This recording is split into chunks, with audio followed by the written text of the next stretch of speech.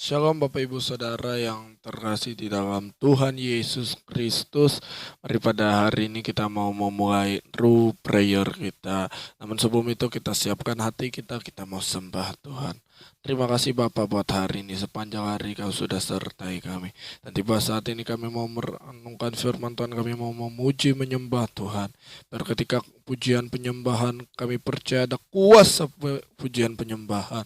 Kami percaya ketika kami menyembah Tuhan, sorga terbuka, ada berkat bagi orang yang selalu menyembah Tuhan. Terima kasih Bapak, terima kasih Tuhan Yesus. Haleluya.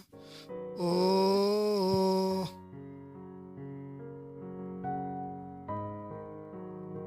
haleluya. Yesus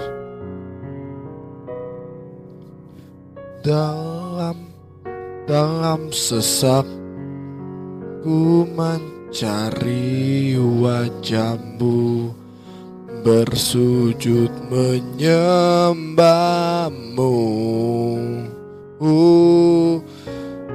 Berharap pada kekuatanku Tuhan.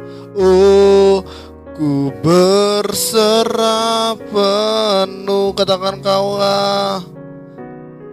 Yes Tuhan. Hidupku gunung batu dan perlindunganku sampai akhir. Ku nyatakan Yesus, hanya Engkau yang ku andalkan. Mari dari awal kita angkat pujian ini dalam sesak.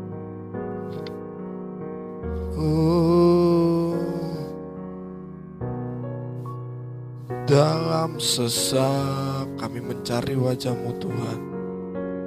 Wajah-Mu, bersujud menyembah-Mu Bapa. Yes, tak lagi berharap pada kekuatan kami Tuhan. Berharap pada kekuatanku, ku berserah penuh. Oh, sandaran hidupku, gunung batu dan perlindunganku sampai akhir. Ku nyatakan Yesus, hanya Yesus Kaulah sandaran hidupku, gunung batu dan perlindunganku sampai akhir. Ku nyatakan Yesus, hanya Engkau yang ku andalkan. Mari sembah Dia.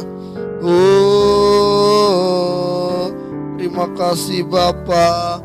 Kaulah sandaran hidupku. Katakan gunung batu, Kau perlindungan kami Tuhan.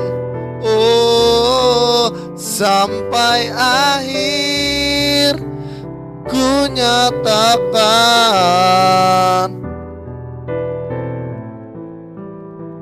Terima kasih Bapak.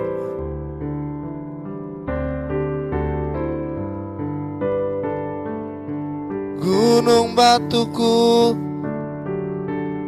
dan perlindunganku sampai akhir. Ku nyatakan Yesus, hanya Engkau yang ku andalkan. Yesus, oh sampai akhir ku nyatakan Yesus, hanya Engkau yang ku andalkan. Yesus, hanya Engkau yang ku andalkan. Mari sembah Dia. Oh, terima kasih Tuhan. Haleluya. Oh,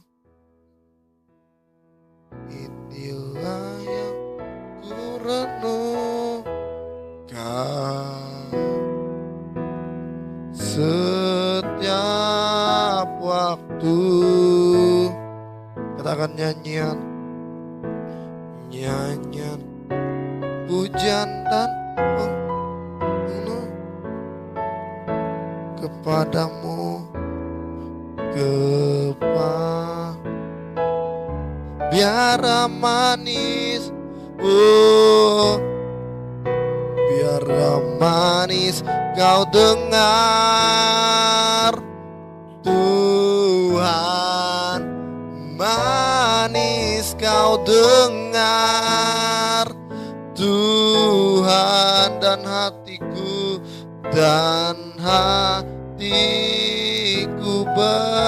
bersuka karenamu.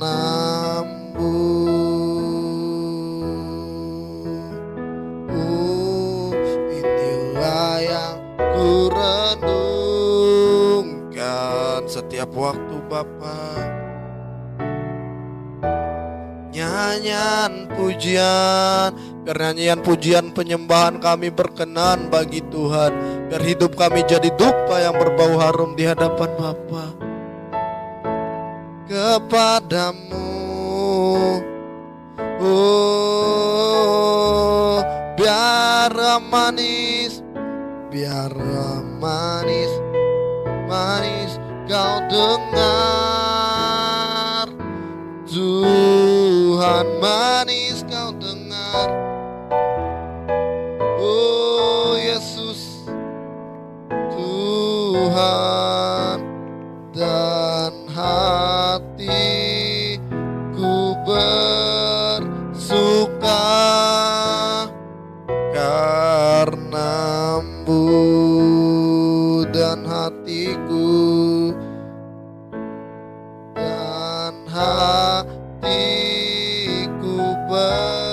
bersuka, dan hatiku karenamu. Haleluya. Oh, mari sembah Yesus.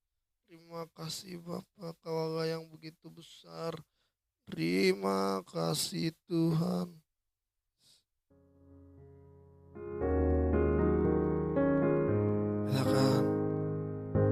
Sejuta rasa di jiwa merindukan pelukmu Bapa, izinkanku untuk menyembah dengan apa yang ku punya.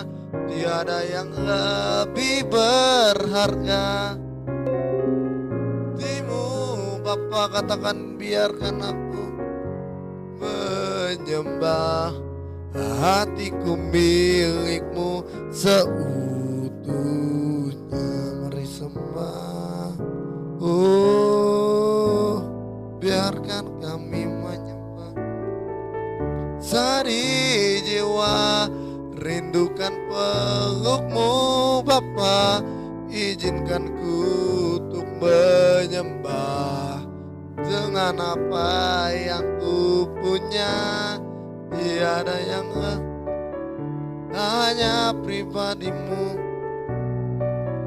Bapa, biarkan aku menyembah, hatiku milikmu seutuhnya. Biarkan aku menyembah, hatiku milikmu seutuhnya. Biarkan aku, hatiku milikmu seutuhnya.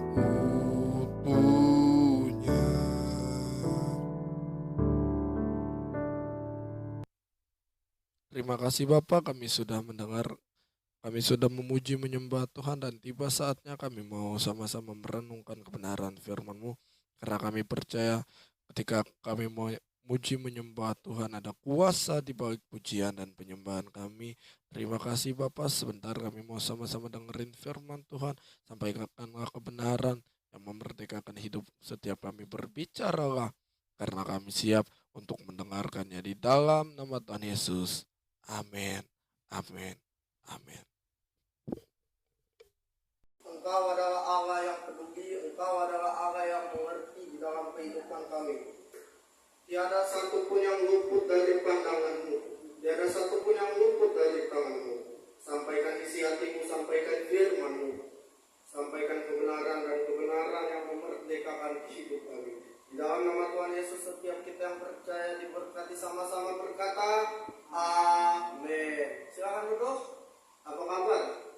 Sehat, kuat, makmur, panjang umur, kami sudah diberkati Tuhan. Amin.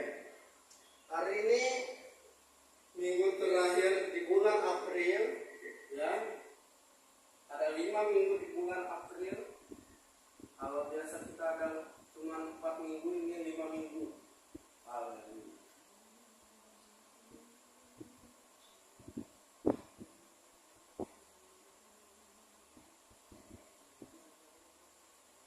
Tenang saya, habis ini kita akan waktu seperti kita akan membahas. Bukan kita sama-sama dalam Roma pasal 7 ayat yang ke-7 sampai ayat yang ke-12. Roma pasal 7 ayat yang ke-7 sampai ayat yang ke-12.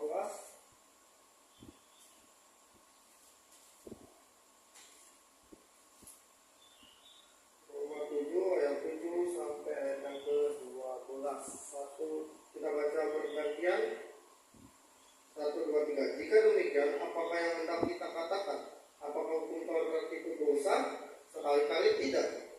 Sebaliknya, justru oleh hukum Taurat, aku telah mengenal dosa karena aku juga tidak tahu apa itu keinginan. Kalau hukum Taurat mengatakan jangan mengingini. Tetapi dalam perintah itu dosa mendapat kesempatan untuk membagikan di dalam diriku rupa-rupa keinginan serta tanpa hukum Taurat dosa mati. Daulah umat hidup tanpa hukum Taurat, akan tetapi sesudah perintah itu dosa mulai hidup. Sebaliknya aku mati dari perintah yang seharusnya membawa kepada hidup, ternyata begitu justru membawa kepada kematian. Sebab dalam perintah itu dosa mendapat kesempatan untuk menipu aku, dan oleh perintah itu membunuh aku. Sama-sama. Jadi hukum Taurat adalah kudus dan perintah itu juga adalah kudus, benar dan baik. Siapa yang tidak memiliki dosa? Siapa yang di dalam kehidupannya tidak berdosa? Ada? Ketika kita berkata semua orang berada dalam dosa, apakah inti dari persoalan dosa itu? Karena Paulus jelas berkata, apakah hukum Taurat adalah dosa? Hari ini kita akan membahas tentang apakah hukum Taurat adalah dosa. Jelas, dosa adalah masalah, persoalan adalah masalah hati kita, tetapi dosa hukum Taurat justru membawa kita kepada pengenalan akan dosa. Kenapa demikian?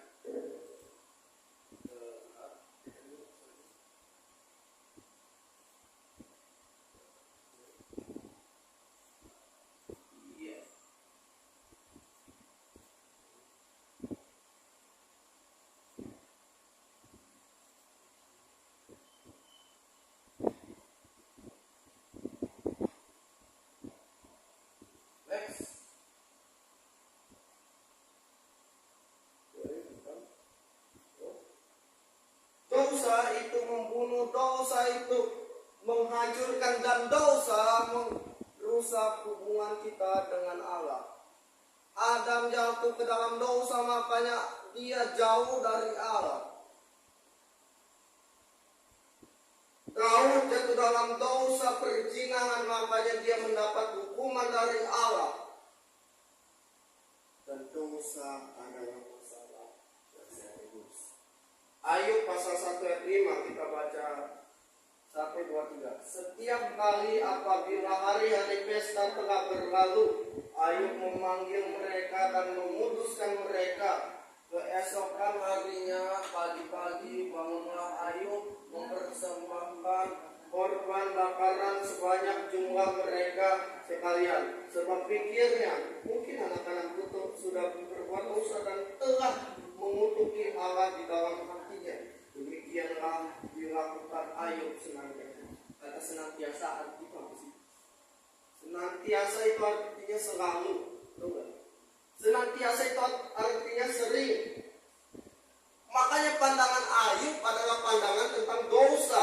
Dia berkata, apa? Jangan-jangan anakku telah berbuat dosa. Jangan-jangan Allah murka. Jangan-jangan begini.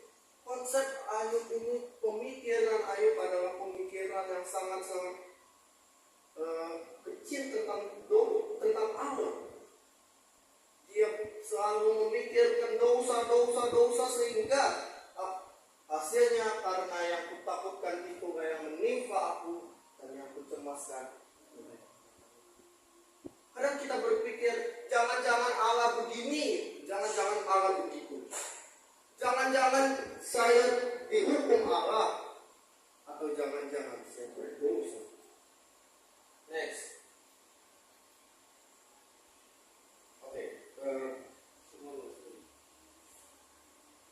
dosa itu bukan kesadaran, tapi dosa adalah musuh yang sudah dikalahkan Yesus Kristus.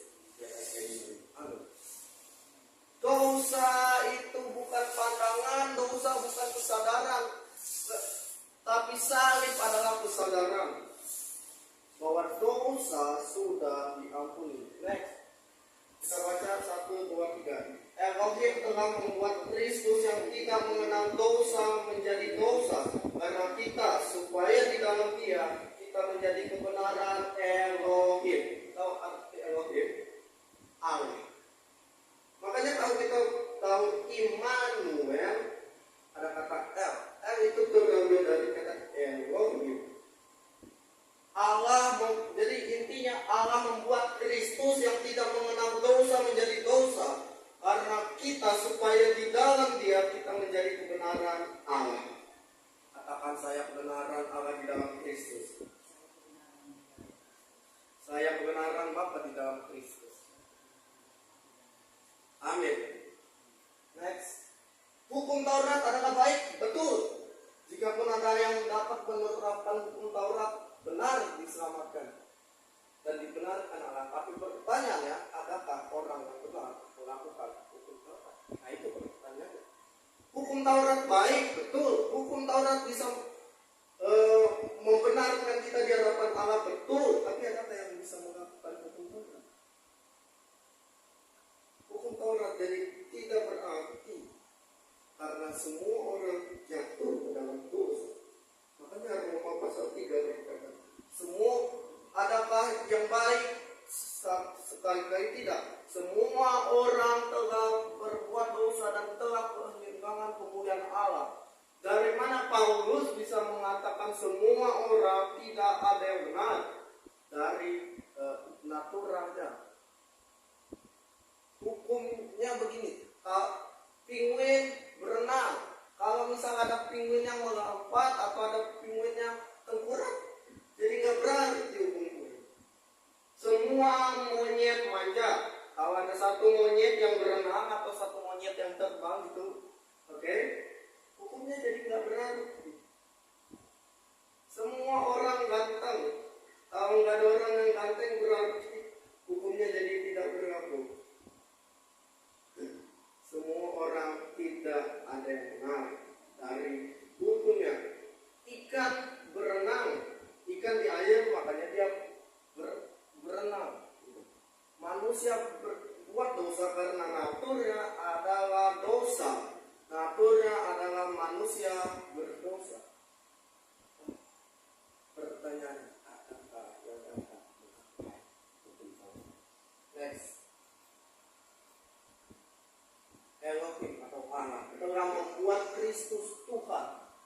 tidak berdosa menjadi dosa. Apakah Kristus itu orang berdosa? Semua tidak, tapi dia jadikan dosa. Dia jadi terkutuk karena digantung di atas kayu salib. Dalam Galatia 3 ayat 19 berkata, terkutuklah orang yang digantung atas kayu salib. Artinya kayu salib itu hina, kayu salib itu terkutuk. Dia dijadikan terkutuk supaya kita menjadi Elohim, sama-sama Elohim atau Allah telah membuat Kristus Tuhan yang tidak berdosa menjadi dosa. Apakah Kristus itu orang berdosa? Sama-sama tidak. Tapi dia dijadikan dosa. Dia jadi terkutuk karena digantung di atas kayu salib. Galatia 3 ayat 19.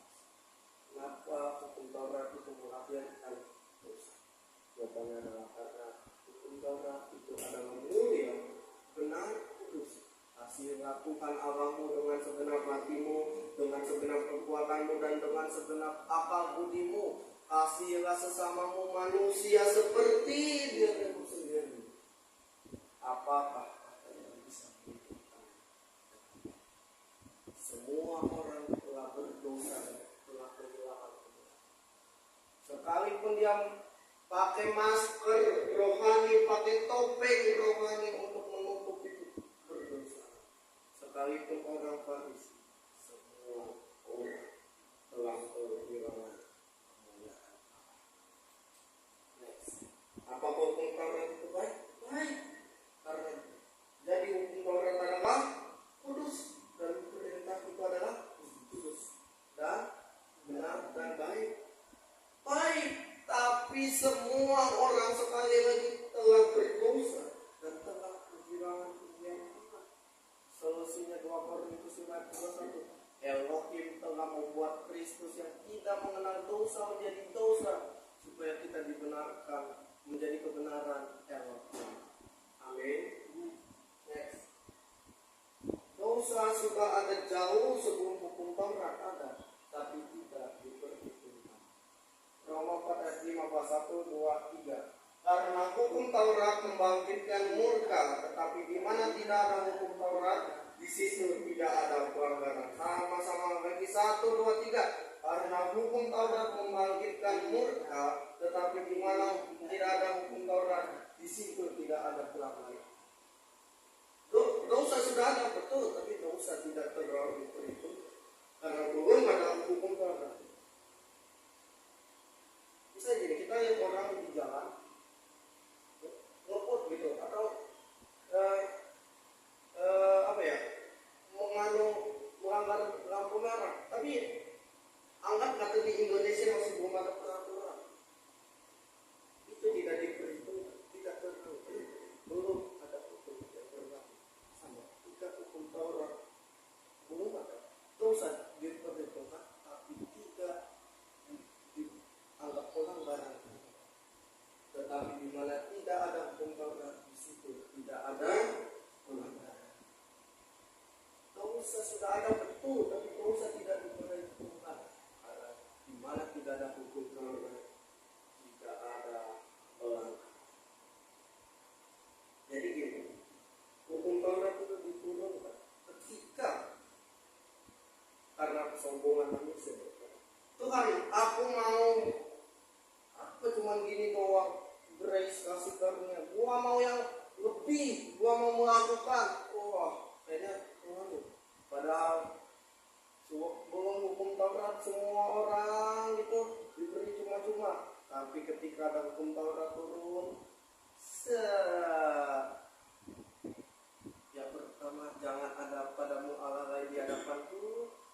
Yang kedua, jangan sujud menyembah kepadanya. Ingatlah dan kuduskanlah hari Sabat. Jangan menyebut nama Tuhan Allahmu dengan sembarangan, dan seterusnya. Jangan membunuh, jangan berzina, jangan mencuri, jangan mengucapkan saksi dusta. Kasihilah Tuhan Allahmu dengan segenap hatimu, segenap akal budimu, segenap kekuatanmu. Kasihilah sesamamu manusia seperti dirimu sendiri. Dari situ timbul dosa muncul jauh sebelum hukum Taurat. Pelanggaran muncul setelah hukum. Next, dosa itu sudah ada sebelum hukum Taurat. Tapi dosa tidak terlalu diperhitungkan karena belum ada hukum Taurat. Hal yang sama sekarang, kita tidak berada di bawah hukuman Roma pasal 8 ayat 1 sampai 2. Karena apa? Hukum Taurat telah digenapi dalam diri Yesus Kristus. Dia melakukan hukum Taurat dengan benar, dengan sempurna, karena dia adalah manusia yang sempurna. Dia turun sebagai manusia, tidak 100% kecuali dosa. Dia kudus, dia mulia, dia suci di hadapan Allah. Dia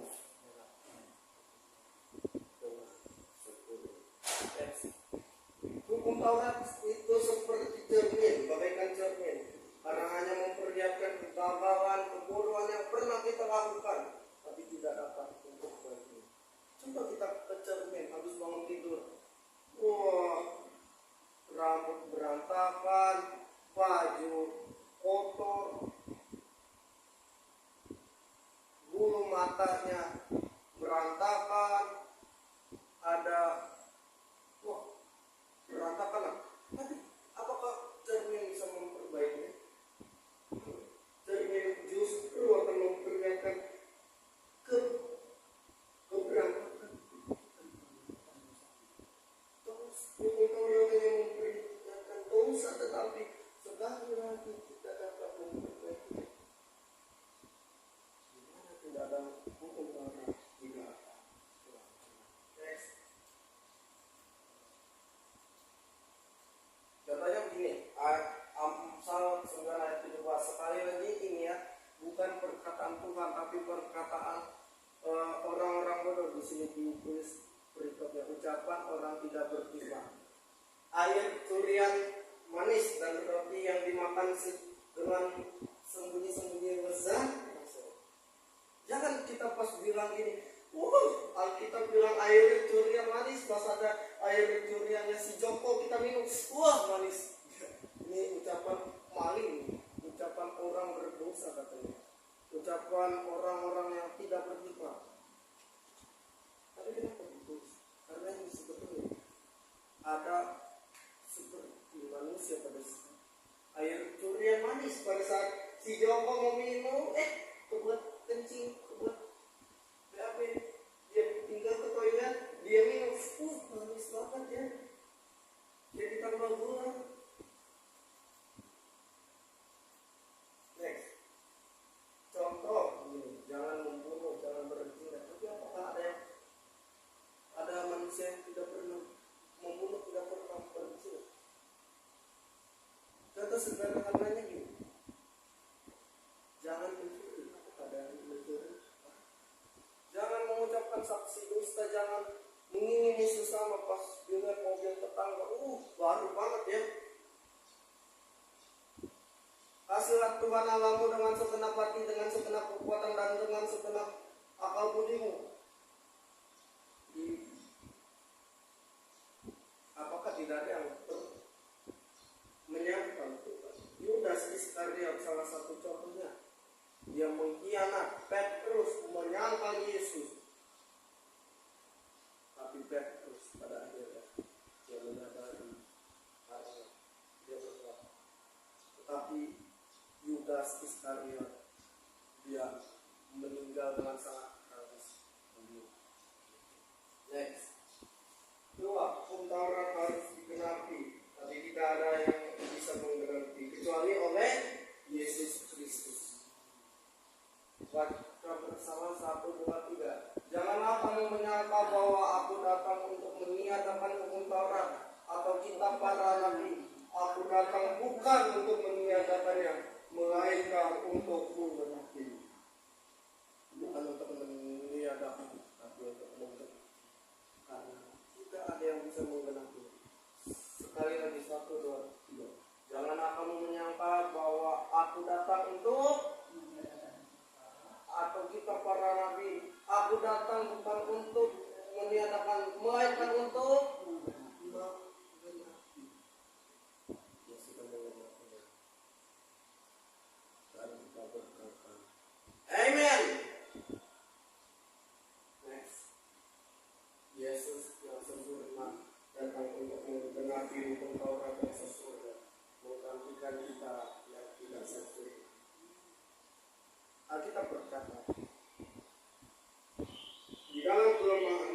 bisa bekerja.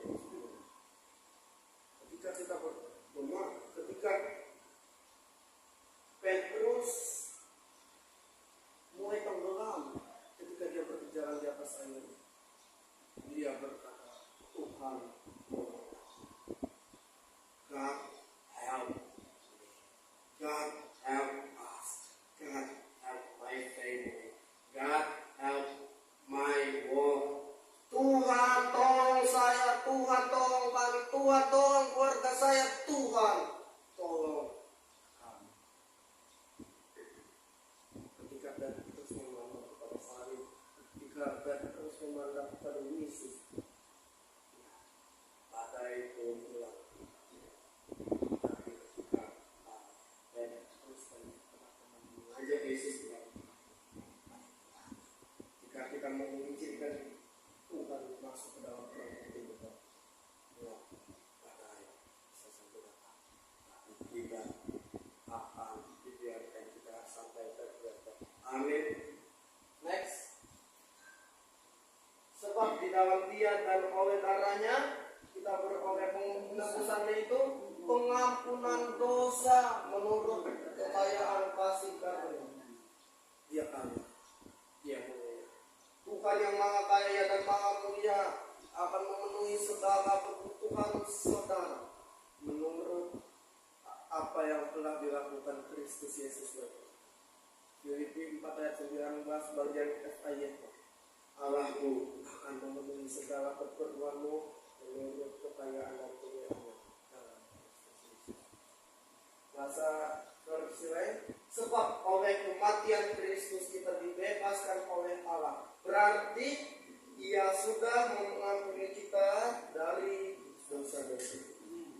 Sebab oleh kematian Kristus kita dibebaskan oleh Allah. Berarti Dia sudah mengampuni dosa-dosa.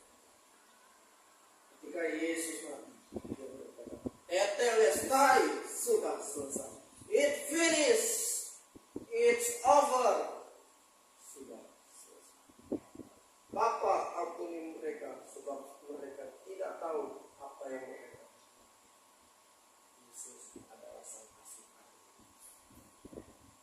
Sementara penuh hidup kita sempurna, maka dari itu Ia datang untuk menerima kita apa adanya, tapi tidak membiarkan kita.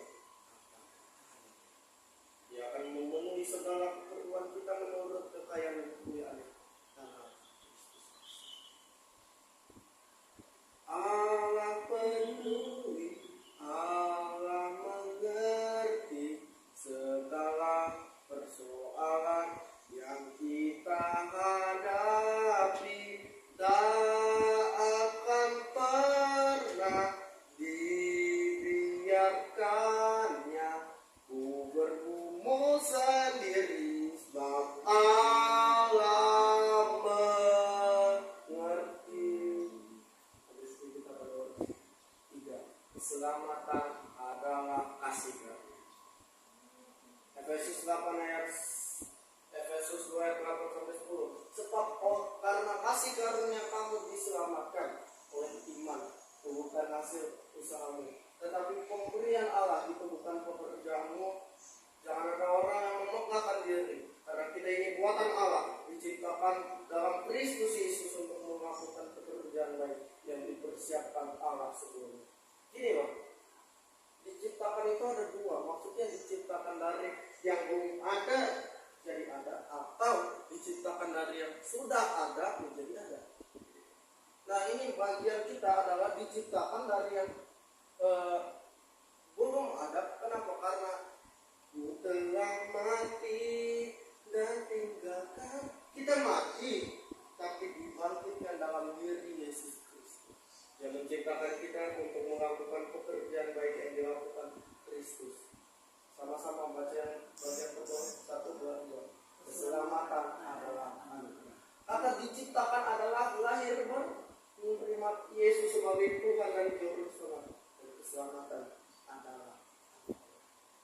Tuhan itu tidak pernah berubah.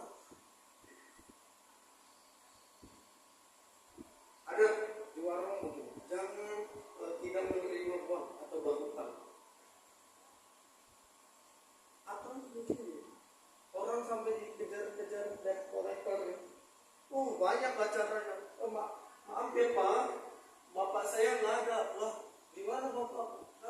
Saya di surga nanti. Oh, nggak tahu saya Pak. Katanya sih mau keluar. Mau tak panggilin Kak. Tapi Tuhan tidak begitu. Katakan, Tuhan saya tidak pernah begitu. Next. Bukan kamu yang memilih aku, tapi akulah yang telah memilih kamu, dan aku telah menetapkan kamu supaya kamu pergi dan menghasilkan buah, dan buahmu itu tetap, supaya apa yang kamu minta kepada Bapa dalam namaku diberikannya kepadamu. Bukan kita yang memilih dia. God choose you. God loves choose you.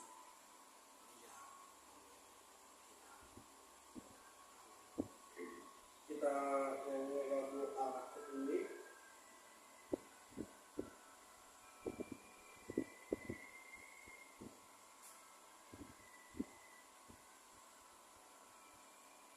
Bagian ini.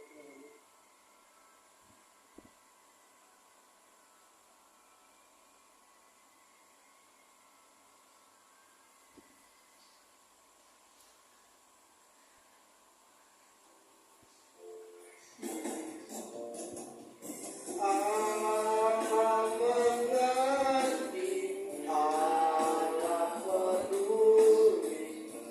Segala persoalan yang kita hadapi, Dia adalah Allah yang peduli, Dia adalah Allah yang mengerti.